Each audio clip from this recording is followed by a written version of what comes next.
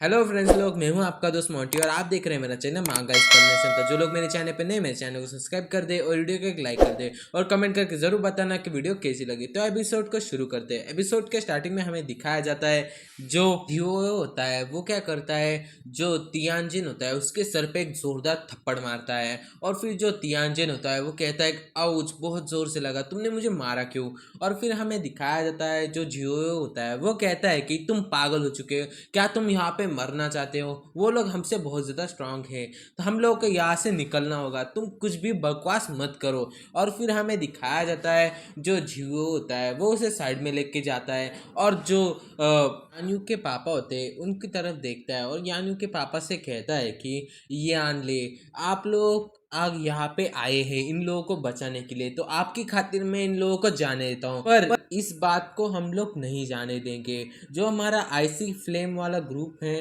उस ग्रुप में कोई भी कमज़ोर नहीं है, पर तुम लोगों ने हम लोगों को यहाँ से निकाल दिया है, तो हम लोग इस बात को कभी भी नहीं भूलेंगे। और फिर कहता है कि मैंने सुना है कि जो स्काईविल ने तुम लोगों को एक डील दी थी हम लोगों के साथ मिलने की, पर तुमने उस डील को एक्सेप्ट नहीं किया है, तो तुम लोग कितने दिनों तक जिंदा रहोगे। तुम्हारी जो ब्लडी रोज की जो टीम है वो एक ना एक दिन ख़त्म हो जाएगी, देखता हूँ मैं कितनी देर तक तुम लोग टिकते हो। और फिर जो यान्यू के पापा होते हैं यानलेन, वो कहते हैं कि हाँ खुशी से हम लोग भी तुम लोगों को ज़िंदा ज़रूर छोड़ेंगे, तुम लोगों को हम बहुत ज़्यादा अच्छी तरह से रखेंगे और एक अच्छे कुत्ते बनो और अपने जो मालिक है उनके एक साथी बनो और उनके लिए जिनको काटने के लिए वो कहेंगे उनको काटो। अब मेरी नज़रों से यहाँ से दफ़ा हो जाओ, बकवास कही के, शट अप, चलो हट यहाँ से। और फिर हमें दिखाया जाता है जो जियो होता है वो वहाँ से जाने लगता है, तभी उसे रास्ते में यांग फैंग दिखता है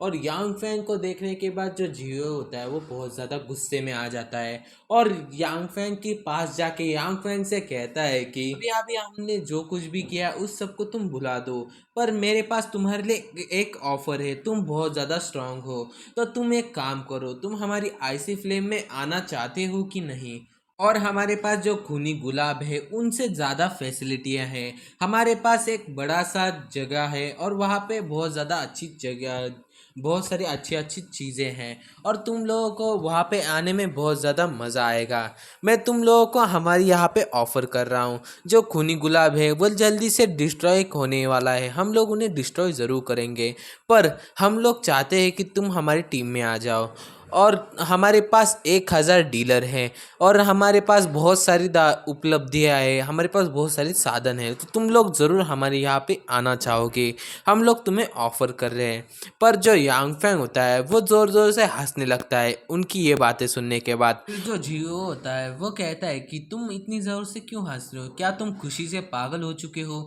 मैंने अपनी टीम में तुम्हें बुलाया है इस वजह से। और फिर हमें दिखाया जाता है जो यांग फैंग होता है वो अपनी तलवार को लेता है और अटैक करने की पोजीशन में आ जाता है, अपनी फायर फ्लेम को ऑन कर देता है। और फिर हमें दिखाया जाता है जो जियो होता है वो बहुत ज़्यादा डर जाता है और कहता है कि तुमने अपनी फायर फ्लेम वाली तलवार को क्यों बाहर निकाला है, क्या तुम मुझे मारना चाहते हो, तुम ये क्या कर रहे हो। और तभी हमें दिखाया जाता है जो तियानजिन होता है वो भी आगे बढ़ने लगता है, तभी जो जियो होता है वो कहता है कि तुम वहीं पे रुको, तुम जाके पीछे आके खड़े हो जाओ, तुम लोग आगे मत बढ़ना, हम लोग उनसे फाइट नहीं कर सकते। और फिर जो जियो होता है वो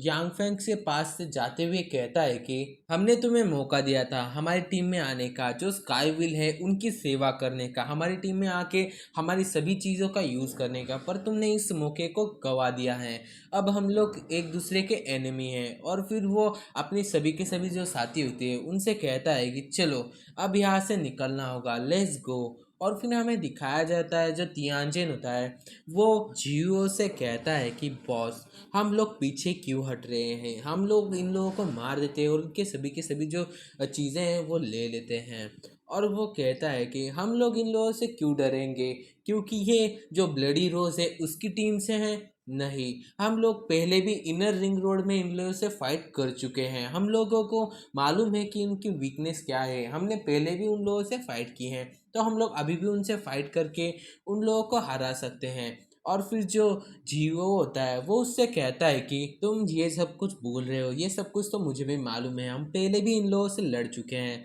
पर तुम्हें मालूम है उनके पास बहुत सारे सुपर ह्यूमंस हो चुके हैं और उनके पास 3 खूनी गुलाब के जो कप्तान हैं वो भी हैं। अगर हम लोग अभी उन लोगों से फाइट करते हैं तो हम ज़रूर हार जाएंगे, क्योंकि हमारे पास उन लोगों से लड़ने इतनी स्ट्रेंथ नहीं है। हमें पहले अपने आप को बहुत ज़्यादा स्ट्रांग करना होगा और फिर ये लोग हमारे सामने कुछ भी नहीं है, हमें यहाँ से पहले निकलना है। और फिर वो कहता है कि इसके अलावा हमें और बहुत सारे काम है, क्योंकि हम लोगों को कुछ लोगों को इकट्ठा करना है। फर्स्ट रिंग रोड और सेकेंड रिंग रोड के जितने भी लोग हैं हम लोगों को उन लोगों को इकट्ठा करना है। और उन लोगों को इकट्ठा करने के बाद हमारे जो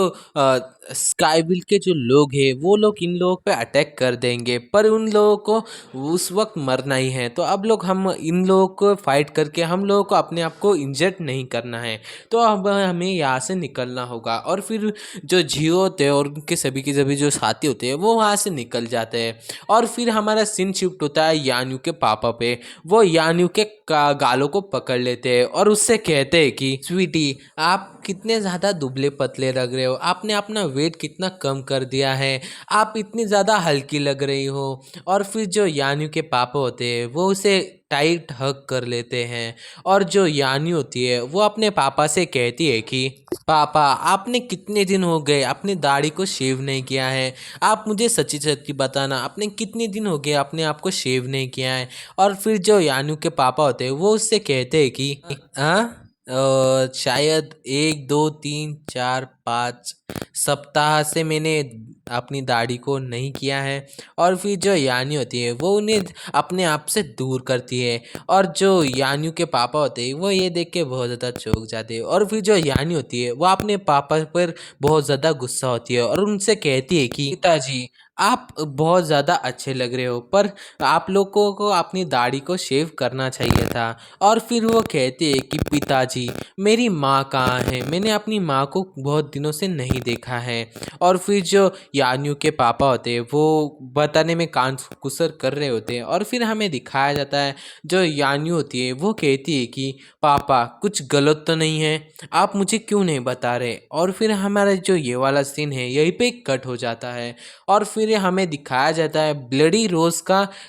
बेस को, और बेस का बाहर का सीन दिखा रहे होते हैं। और फिर हमें बेस के अंदर दिखाया जाता है जहाँ पे जो यान्यू के पापा होते हैं वो सभी को बता रहे होते हैं कि ये हमारा ब्लडी रोज का बेस है और ये एक पहले मिलिट्री ग्राउंड हुआ करता था, पर अभी यहाँ पे कुछ भी नहीं होता, इसलिए इस जगह को हम लोगों ने हमारा बेस बना लिया है और ये बाकी जगहों से बहुत ज़्यादा सुरक्षित है। और फिर जो यानी होती है वो अपने पापा से कहती है कि पापा, मैंने कुछ देर पहले आपको एक सवाल पूछा था पर आपने कभी उस जो सवाल का जवाब नहीं दिया है। अब मैं फिर से पूछ रही हूँ, क्या मेरी मॉम इस बेस पे है। और फिर हमें दिखाया जाता है वहाँ पे जो लियू चुआंग फैंग होते हैं वो कहते हैं कि नहीं, तुम्हारी मॉम यहाँ पे नहीं है, तुम्हारी मॉम बाहर कहीं तो है। और फिर जो यानी होती है वो कहती है कि क्या वो बाहर हैं, वो बाहर कहीं कहाँ पे हैं। और फिर वो कहते हैं कि वो बाहर बहुत ज़्यादा खतरा है, वहाँ पे वो बाहर क्या कर रही हैं। और फिर हमें दिखाया जाता है जो यान्यू के पापा होते हैं वो उन लोगों के बीच में आ जाते हैं। और फिर जो यान्यू के पापा होते हैं वो उनसे कहते हैं कि तुम अपनी माँ की टेंशन मत लो, वो मुझसे बहुत ज़्यादा स्ट्रांग है, वो बाहर इसलिए गई हैं कि वो कुछ सामानों को लेने के लिए गई हैं, कुछ ऐसी चीज़ें जो हमारे जो ग्रुप हैं उनके लिए काम में आएंगी। और फिर जो साइड वाला बंदा होता है वो कहता है कि हाँ, तुम्हारे पापा ठीक कह रहे हैं, सामान इकट्ठा करने में तुम्हारी माँ का कोई भी जवाब नहीं, वो 2-3 दिन में आ ही जाएंगे, तुम इनकी टेंशन मत लो, क्योंकि वो बहुत ज़्यादा स्ट्रांग है। वो लोग सामान इकट्ठा करने में 2 से 3 दिन लग जाते हैं, इसलिए उनको देरी हो सकती है। और फिर हमें दिखाया जाता है एक रूम के बाहर का सीन, और फिर हमें दिखाया जाता है उस रूम के अंदर जो यानी होती है और उसके पापा होते हैं। और जो यानी होती है वो कहती है कि और मेरी माँ को देखने के लिए और 2-3 दिन लगेंगे, मुझे अपनी माँ को जल्दी ही देखना है। और फिर जो यानी के पापा होते हैं वो कहते हैं कि तुम टेंशन मत लो, मैं यहाँ पे हूँ, तुम्हारी माँ जल्दी ही यहाँ पे आ जाएंगी, तब तुम उनकी चिंता मत करो, अब तुम जाओ और जाके ज़रा देर आराम करो। और फिर हमें लिन चियान यान यांग को दिखाया जाता है, जो कहता है कि उन दोनों को कुछ देर के लिए अकेला रहने दो, वो लोग एक दूसरे से बातें करेंगे, वो लोग बहुत दिनों के बाद मिले हैं। और वो कहता है कि अब यहाँ पे तुम लोगों के लिए मैंने एक रूम को डिसाइड किया है, यहाँ पे बहुत सारे रूम हैं, तुम किसी भी रूम में जाके सो सकते हो, तुम लोगों को मैं ये रूम दे रहा हूँ, इन रूमों को तुम लोग यूज़ कर सकते हो, क्योंकि ये जो बेस है ये एक हवाई ठिकाना था जहाँ पे लोगों को अच्छी तरह से रहने के लिए जगह थी, तो तुम लोग यहाँ पे सो सकते हो।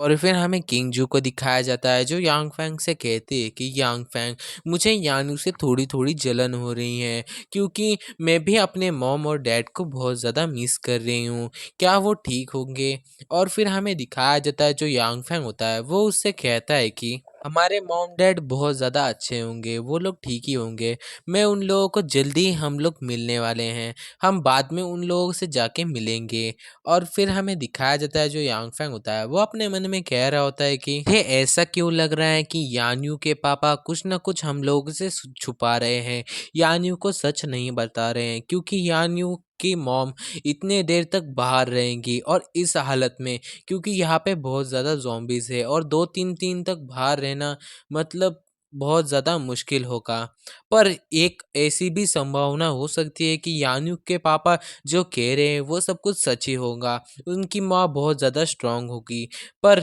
अगर ऐसा नहीं हुआ तो एक ही